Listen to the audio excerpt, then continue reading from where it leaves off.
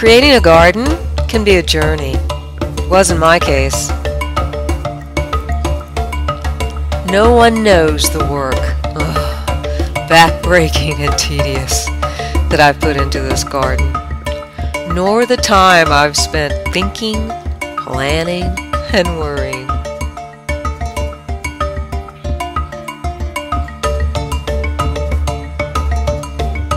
No one knows the goals I began with,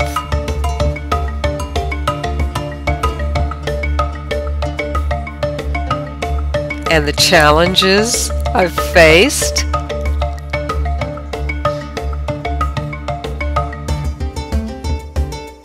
or ultimately the successes I've realized.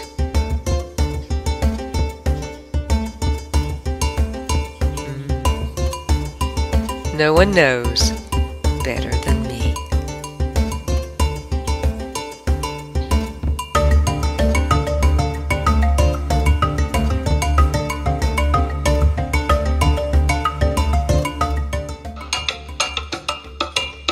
At every step along my garden journey, I've had a mentor, or rather a team of mentors, all the good folks of Highland Community Victory Garden.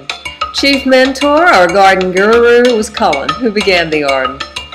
What I enjoy most about teaching is the mentoring, and formative assessment is part of that process, and it is its most powerful when it's the student who is leading the formative assessment process and the teacher is provided the opportunity to mentor. So I've designed the reflective assessment process with the goal of creating a space where you can self-assess and ask for feedback from me and your colleagues in ECI 521. First component is the critical reflection blog post each week. Consider it an opportunity to reflect critically by examining your assumptions prior to and after the week's work. Use it as a way to ask questions, clarify points, continue the conversation by tweeting to let us know you'd like to know what we think. In fact, with all of your blogging multimedia projects, please ask for feedback and be specific with your questions. For every project, there is a wrap to complete. Let me show you how that process works.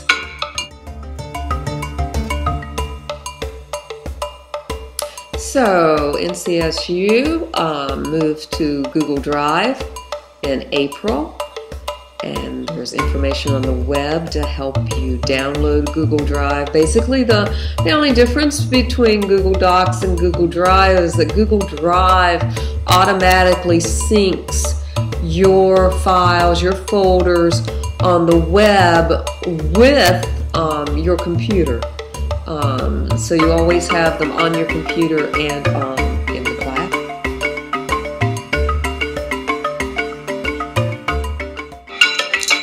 So you'll receive an email from me to your NCSU Google email account. So simply click on your name and your wrap, and you'll be taken to your Google Drive. So click on the reflective assessment process, the very first one. And you'll see this serves much as a table of contents. You'll have the sessions, and during each session, which of the rubrics are required. You also have the critical reflection post, the date you complete, the date the wrap is complete, which includes the critical reflection post and the rubric, when it's ready for review, any comments or questions as you send it to me for review. And then you'll see over on the mentor side, I'll complete comments and the quantitative component of this. And to choose the rubric, you actually just go right back over under your wrap files over on the left. And like the very first one you'll start with will be the foci pre.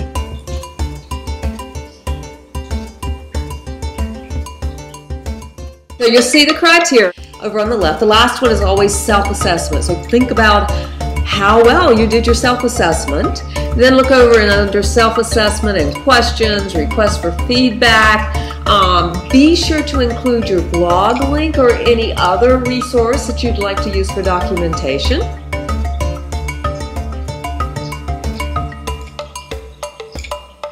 And then you'll see that there are, next are the instructor comments, points for development, and then the grading. Now, how am I going to know when it's time for me to go in and add my points for development and comments? Because you are going to use Google Mail, right here, email collaborators. You will make sure it's chrischrisman@gmail.com, who is your collaborator, okay? And then type in that you're simply ready for this particular rubric assignment to be reviewed.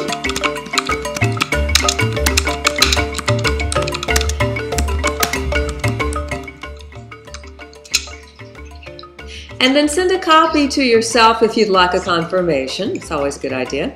And send. So that's it. It's a wrap. I hope you'll find huge success with all of your projects this semester.